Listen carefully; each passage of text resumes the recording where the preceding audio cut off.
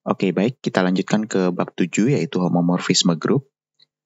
Kita lihat pada definisi 7.1, diketahui pemetaan atau fungsi f yang memetakan A ke B, fungsi f dikatakan surjektif jika dan hanya jika untuk setiap y elemen B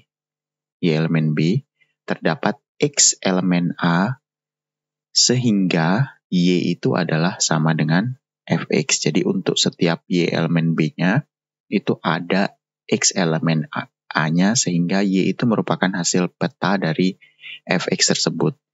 Dengan kata lain, dia habis terpetakan gitu. Jadi misal di sini itu adalah A, kemudian di sini ini adalah B. Bagaimana yang surjektif? Jadi setiap untuk elemen B di sini ini habis terpetakan.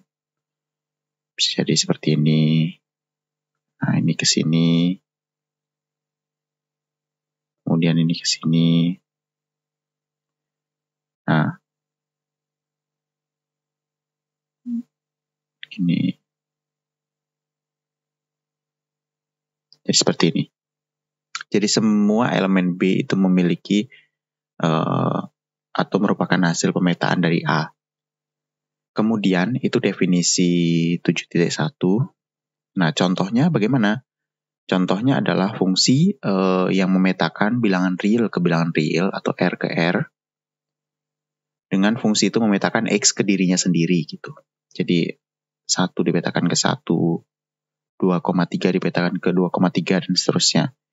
Nah, fungsi itu bisa dipastikan merupakan fungsi yang surjektif. Kenapa? Karena semua R yang di sini ini kan memiliki prapeta dari sini. Berasal dari sini. Jadi ke R sini. Sedangkan fungsi fungsi yang memetakan bilangan real ke bilangan real dengan fungsinya seperti ini, fx sama dengan x kuadrat, itu adalah bukan fungsi surjektif. Kenapa? Karena negatif 2 itu elemen R, tapi tidak ada X elemen R yang pada domain, sehingga X kuadrat itu sama dengan negatif 2. Jadi kalau di sini ada, kan ada negatif 2 ya, ada negatif 2, ada 4, ada 16, dan lain sebagainya. 16,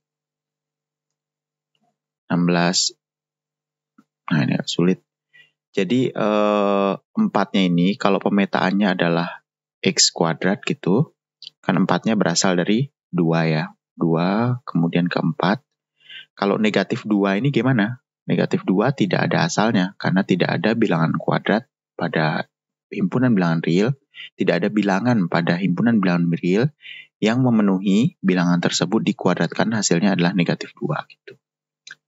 Jadi di sini tidak punya pasangan, maka fungsi tersebut tidak surjektif. Lalu definisi berikutnya ini masih T1, harusnya T2 ya. Diketahui pemetaan fungsi f yang memetakan A ke B. Fungsi f dikatakan injektif, kalau tadi surjektif, yang ini injektif. Jika dan hanya jika untuk setiap x dan y elemen A dengan fx sama dengan fy berlaku x sama dengan y. Jadi ini adalah eksklusif prapetanya. Kalau semisal kasus ini, dia surjektif tapi tidak injektif. Kenapa? Karena satu elemen pada B ini mempunyai 2 prapeta pada A. Jadi itu tidak injektif. Yang injektif bagaimana? Contohnya begini. Maka untuk pada setiap elemen di B, ini salah ya, saya silang. Misalnya di sini ada 2, ini ke sini, dan ini adalah ke sini gitu. Nah, ini adalah fungsi yang injektif. Kenapa? Karena untuk setiap elemen di sini itu memiliki satu pasangan atau hasil pemetaan dari yang domainnya.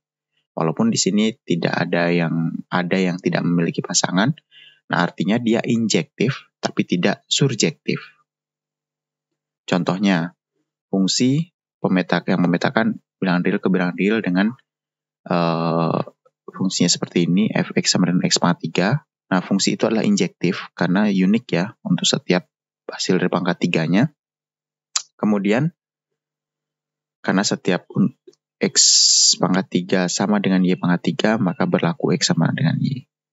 Sedangkan fungsi yang sebelumnya, yang kuadrat di atas itu bukan injektif. Kenapa?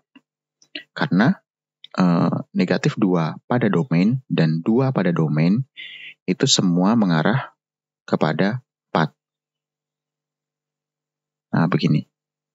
Jadi negatif 2 dikuadratkan kan 4. 2 dikuadratkan 4. Akan tetapi negatif 2 tidak sama dengan 2, tapi 4 sama dengan 4 gitu. Jadi ininya nggak sama, tapi menghasilkan peta yang sama, maka itu tidak bisa dikatakan dia tidak injektif. Definisi selanjutnya, suatu pemetaan atau fungsi f yang memetakan A ke B, fungsi f dikatakan bijektif jika f adalah injektif dan surjektif. Jadi kalau dia keduanya memenuhi injektif dan surjektif, maka dia dikatakan bijektif. Itu adalah definisi. Contohnya, fungsi yang tadi itu memetakan ke dirinya sendiri, x ke x itu bijektif ya. Kenapa? Karena semua yang ada di kodomain itu, yang ada di R sini ini habis, dan pasangannya hanya satu. Kemudian x kuadrat ini bukan bijektif karena tidak injektif, dan lain sebagainya. Ini ada beberapa contoh. Kemudian ini untuk definisi selanjutnya, misalkan G terhadap operasi bintang dan H terhadap operasi titik itu adalah sebuah grup. Pemetaan yang memetakan dari G ke H oleh F itu dinamakan homomorfisme grup jika F itu mengawetkan operasi. Nah, jadi inilah definisi dari homomorfisme. Apa itu homomorfisme? Jika pemetaan tersebut mengawetkan operasi, yaitu operasi bintang pada G, Fx bintang Y, itu sama dengan operasi titik pada H. Jadi, Fx bintang Y itu sama dengan Fx titik Fy untuk semua X dan Y elemen G. Jadi, operasinya terbawa sampai ke range-nya ya. Contohnya, misalkan G terhadap operasi titik adalah suatu grup abelian dan N adalah bilangan bulat tertentu, akan ditunjukkan bahwa aturan Fx X pangkat N itu mendefinisikan suatu homomorfisme yang pemetaannya dari G ke G. Nah, kita lihat di sini Fxy itu kan rumusnya ini ya, Fx sama dengan X pangkat N. Berarti Fxy sama dengan Xy pangkat N. Saya besarkan ya.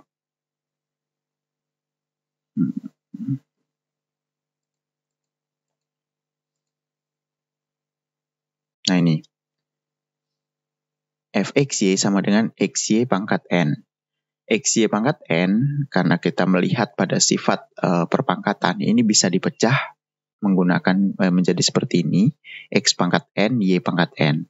X pangkat N ini definisi atau berdasarkan rumus ini itu adalah Fx. Y pangkat N itu adalah Fy. Sehingga Fx, ini kok susah sekali ya. Fx Y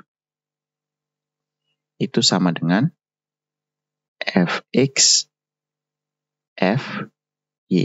Nah, inilah yang dinamakan sebagai mengawetkan operasi. Jadi Fx dioperasikan dengan Y itu sama dengan Fx dioperasikan dengan Fy.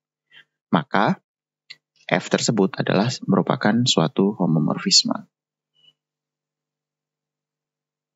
Nah, selanjutnya determinan itu sebenarnya merupakan homomorfisme dari M atau matriks yang dengan dimensi 2x2 terhadap operasi bintang ke R terhadap operasi bintang. Karena apa? Karena kita mengetahui sifat determinan bahwa determinan AB itu sama dengan determinan A dikalikan dengan determinan B. Nah, ini kan seperti definisi tadi, ini namanya mengawetkan operasi ya. Jadi kalau dikalikan dulu lalu dimasukkan ke dalam fungsi determinan, itu akan menghasilkan dengan sama dengan dimasukkan ke dalam fungsi determinan dulu lalu dikalikan. Nah, itulah yang dinamakan dengan mengawetkan operasi. Jadi, dia adalah homomorfisme dan dalam hal ini juga merupakan fungsi yang surjektif. Kenapa fungsi yang surjektif? Karena ya itu tadi ya. Jadi semua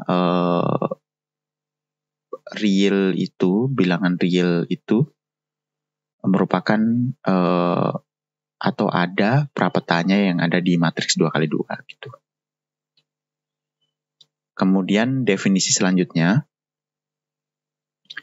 peta image F atau Fg dari homomorfisme grup F yang memetakan G ke H didefinisikan sebagai image F atau Fg itu adalah Fg di mana G-nya itu adalah elemen G. Nah, lebih mudahnya kita bisa lihat gambar di sini ya. Ini ada gambarnya. Jadi misalkan di sini ada fungsi G ini, kemudian dipetakan terhadap peta F ke H. Kalau hasilnya itu segini ini, nah maka itulah yang disebut sebagai Fg atau image F. Jadi ini range-nya ya, atau image-nya. Tuh. Kemudian, peta dari homomorfisme F sama dengan H jika F surjektif atau F pada atau onto H. Jadi, kalau dia itu surjektif, maka peta dari homomorfisme F itu sama dengan H, dipenuh segini nih. Kalau dia surjektif. Ya, kalau surjektif kan tentu habis kan. Surjektif itu artinya apa sih tadi? Surjektif itu artinya semua elemen di sini kan habis atau memiliki prapeta dari G. Kalau semuanya prapeta ya berarti H ini sama saja dengan image F kan gitu. Kemudian lanjut pada teorema berikutnya. Jika F itu adalah sebuah fungsi yang memetakan G ke H dan merupakan homomorfisme grup, maka Fg atau image F itu adalah sebuah grup bagian dari H. Jadi kalau ini itu adalah sebuah homomorfisme, maka ini hasil image-nya ini itu adalah grup bagian dari H ini. Bagaimana buktinya? Yang pertama, akan dibuktikan bahwa Fg ini tertutup. Jadi, yang pertama, ambil sembarang Fa dan Fb dalam Fg, karena F homomorfisme, maka Fab sama dengan Fa dikalikan dengan Fb.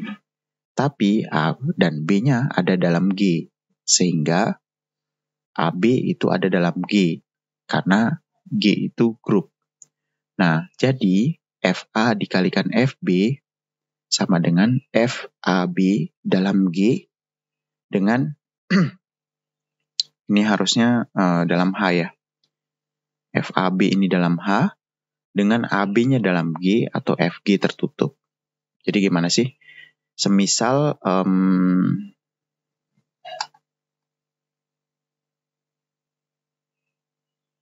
nah di sini.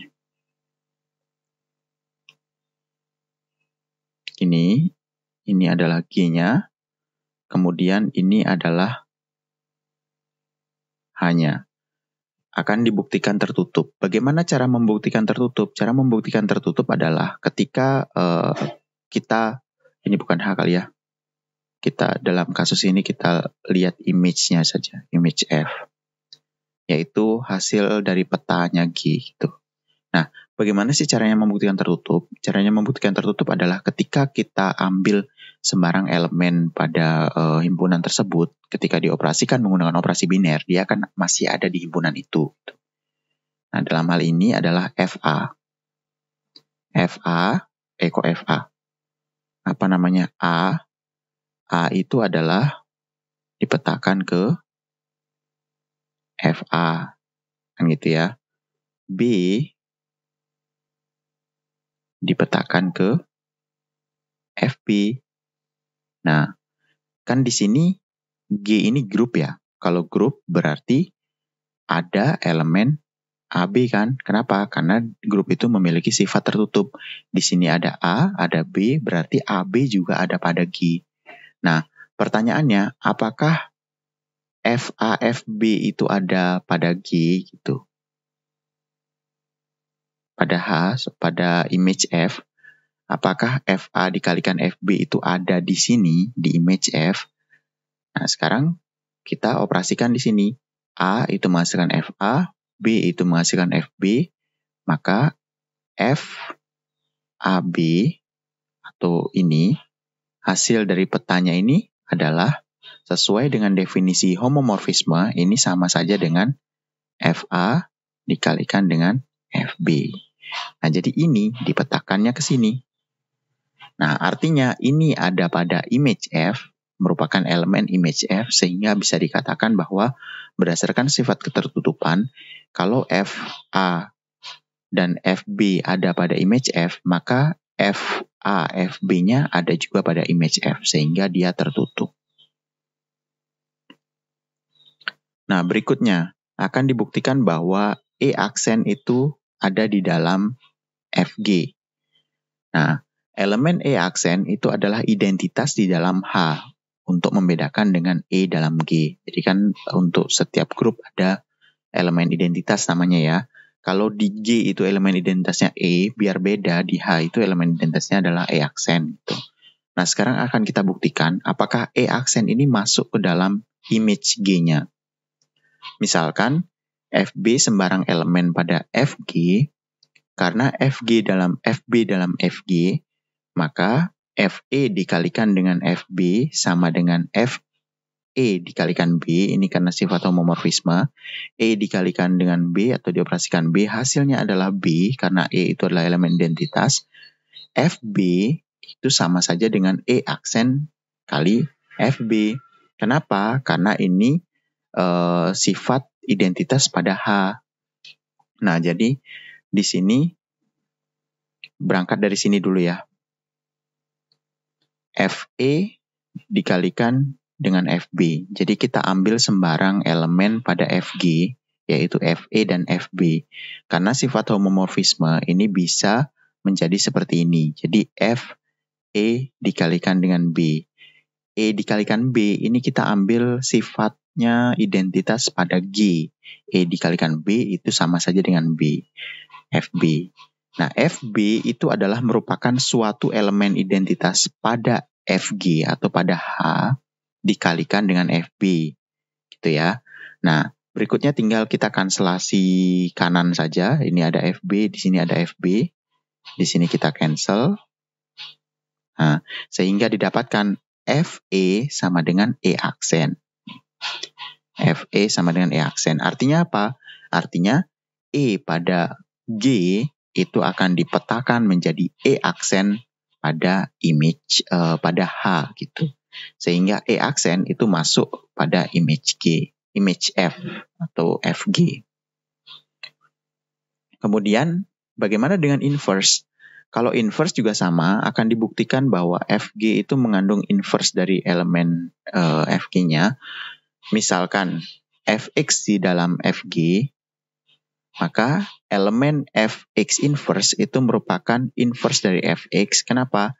Karena kalau kita lihat homomorfisme seperti ini, Fx dikalikan dengan Fx inverse itu sama saja dengan Fx dikalikan X inverse. Sedangkan kita tahu pada G, X dikalikan X inverse ini kan menghasilkan identitas. Jadi Fe. Kita tahu pada pembuktian sebelumnya, Fe di sini itu menghasilkan E aksen atau identitas pada H. Sehingga Fx dikalikan Fx inverse itu menghasilkan identitas pada H. Maka Fx inverse ini merupakan inverse-nya dari si Fx. Jadi untuk setiap Fx itu ada inverse-nya yang juga merupakan anggota image dari F itu. Nah, dengan cara yang sama didapatkan dari kanan itu sama ya. Jadi ini Fx kali Fx inverse. Kalau Fx inverse kali Fx itu sama juga E aksen. Nah, dan Fx inverse itu adalah tunggal dari Fx dengan Fx inverse itu dalam Fg. Gitu.